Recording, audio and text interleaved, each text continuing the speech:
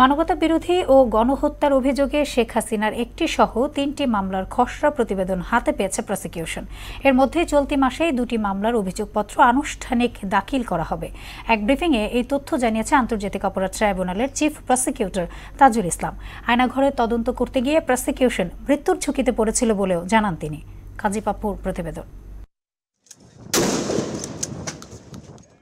গেল বছর জুলাই-আগস্ট গণ আন্দোলনে প্রায় ১,৫০০ মানুষের প্রাণহানি হয়েছে, যার অধিকাংশ শিক্ষার্থী ও শিশু। ৫ আগস্ট ক্ষমতা হারিয়ে দেশ ছেড়ে ভারতে আশ্রয় নেন পতিত প্রধানমন্ত্রী শেখ হাসিনা।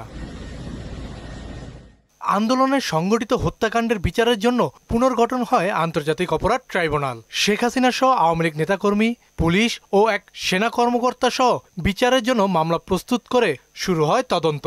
গণহত্যা ছাড়াও শেখ হাসিনার বিরুদ্ধে গুম, বিচার বহির্ভূত হত্যাকাণ্ড এবং পিলখানা ও শাপলা চত্বর হত্যাকাণ্ড সহ মানবতা বিরোধী অপরাধের অভিযোগ আনা হয়। ঈদের ছুটি শেষে প্রথম কর্মদিবসে ট্রাইব্যুনালের চিফ প্রসিকিউটর তাজুল ইসলাম জানান, চলতি মাসেই শেখ হাসিনার একটি সহ 2টি মামলা আনুষ্ঠানিক বিচার কাজ শুরু হবে। 3টা মামলার চার্জশিটের ড্রাফট আমরা পেয়ে গেছি। একটা হচ্ছে চানখারপুল, একটা আশুলিয়া, আর একটা হচ্ছে শেখ হাসিনার বিরুদ্ধে যেটা মানবতা বিরোধীর কমান্ড রেসপন্সিবিলিটির মামলা, সেটারও ড্রাফট আমাদের হাতে এসেছে, যেটার আরও ফার্দার কাজ চলছে।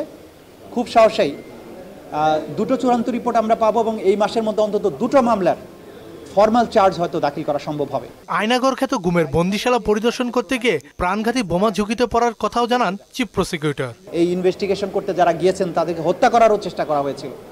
এত সব জটিলতার মধ্য দিয়ে যে কাজগুলো এগিয়েছে সেগুলো প্রতিদিন জনসম্মুখে আসেনি। সেই কারণে অনেকেই মনে করতে পারেন যে তদন্ত কাজ কিছু হয়নি।